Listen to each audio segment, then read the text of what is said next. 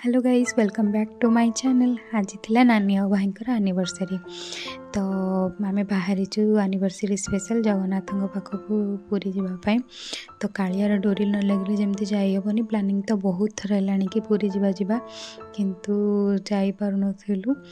तो आज finally special दिन में आम बाहरीचु पूरी आ कालियार डोरी लगी आम चलू पूरी। आम बड़ंगा बाट देकी पूरी बाहरलु। बाहर ये आम समस्त हालत, कारण आम बाहरलु 3टा बेले समस्त काम छेड़े ऑफिस काम सारिकी 3टारे बाहरलु आम निमापड़ू।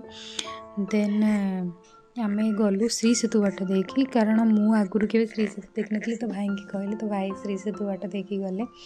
आउ श्री सेतु देखलु, बहुत सुंदर लगला। आउ फास्ट आम श्री सेतु बाट देखी आम फास्ट डेस्टिनेशन माता मठरे पहुँचलु। माता मठरे फास्ट पहुँचलु। एंट्री गला टाइम रे पूरा लाइन करके एंट्री करिया पड़ता, कारण आज बहुत गहली था। जगन्नाथ सेमती किसी स्पेशल दिन नाला, तथापि भी बहुत गहली था माता मठ। आउ एंट्री 20 टंका देके टिकेट करेंगे, तापर एंट्री करेंगे। आज बहुत बंगाली लोक थे बुलाइवाई आसते, तो बहुत गहली था।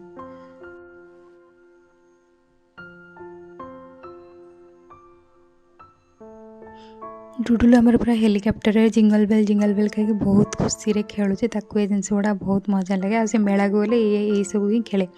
तापर आम आसलु श्रीकृष्ण और राधा नौका विहार वाला स्टाच्यू को। सेठी देखिलु आम बहुत बड़ माछ गोटे आ 2टा कईंछ अच्छा, बढ़िया लगे देखा। तापर श्रीकृष्ण और राधा नौका विहार स्टाच्यू, तापर श्रीकृष्ण को छोट बेलर स्टाच्यू। देन आ गोटे सबुठ स्पेशल थिला सागर मंथन स्टाच्यू। ये सब देखिए बहुत सुंदर लगे। आ जो मन कला प्रति अधिक आकर्षण, ये सब जिन देखिए बहुत बढ़िया लगे। मत तो बहुत बढ़िया लगे।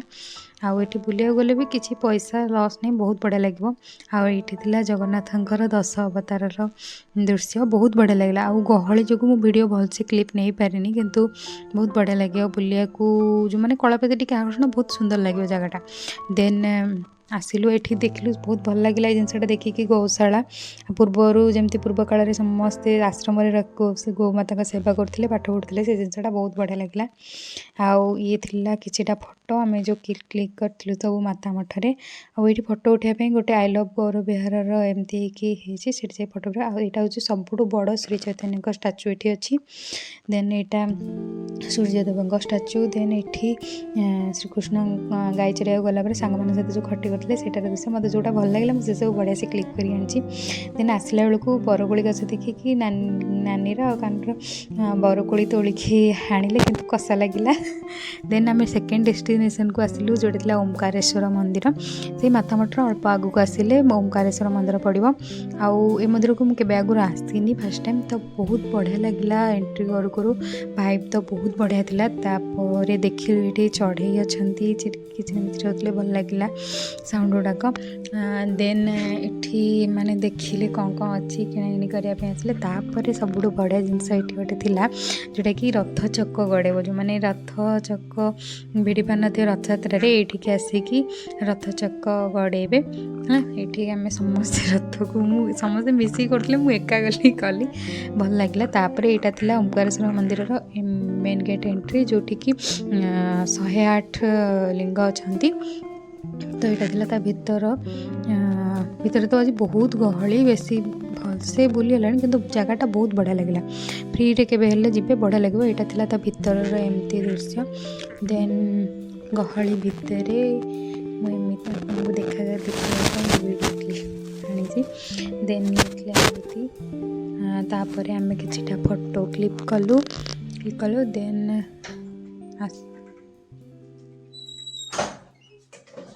आठी भी आम देखिलु गौशाला। ये भी बढ़िया से गाय मान सेवा कराऊँच। आठी कुटा आनिकी डुडुलु आमर खाया को देला गाय को। तापर कान्हू भी आनिकी खाया को देला। 10 टंकार अल्प अल्प कुटा दौरान, किंतु भल लगिला। जगटा माने बहुत शांति जगह, केवल भल लगे। गहली थी बेले टी आमको ये लगे, ना बुलिया को जी बहुत बढ़िया लगे। तापर आम आसलु ये भाईना चंदन लगाते, तो समस्ते आम टे चंदन लगे कि मंदिर भितर को परिक्रमा करने गलु। ये गुंफा जोठिकी साप बाहर नाग साप बाहर। ये खाया क्षीर दि जाए, तो तापर ये जो मंदिर बाहर मंदिर साइड को यहाँ गोटे होती भल लगुच खेलने पिला खेलने दोली लगी खसड़ा कराई भल लगे आउ सनसेट सहित ये फोटो नवा बहुत बढ़िया लगे। आ गोटे स्पेशल जिन ये तेजपत्र गछ आम रियली कौटी देखुवा तेजपत्र गछ तो तेजपत्र गछ ये आम देखलु तापर ये सोडा कि पीकी तापर आम बाहरिलु जगन्नाथ मंदिर संध्या दर्शन जगन्नाथ तो बाहरी गलु आम जगन्नाथ दर्शन में पहुँचलु आम से श्री सेतु बाट देकी जाकि तल फ्लोर रे जो गाड़ी पार्किंग से गाड़ी रखिकी एगुड़ा मुझे आगुरी देखी नी एत सब जिन नवीन पट्टनायक पीरियड रे किसी देखी नी तो फास्ट टाइम यहाँ देखिली श्री सेतु तापर यहाँ श्री मार्ग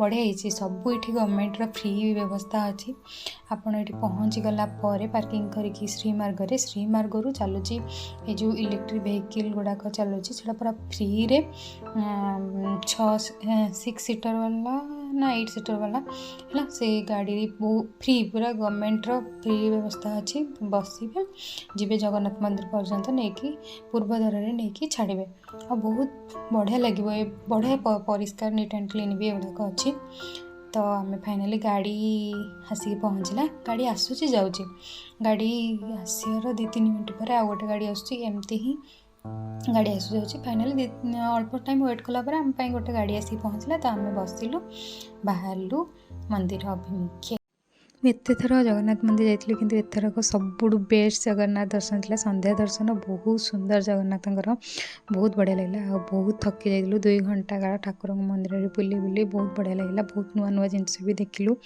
बढ़िया लगे थकिकी खाई नु तो गोटे जगह खायापी रखिलु खाई आम रिटर्न कलु बहुत कूड़ी होता रात आसला 10टा पाखापाखि होता तो ये केते फोटो आ थैंक्स फॉर वाचिंग जय जगन्नाथ।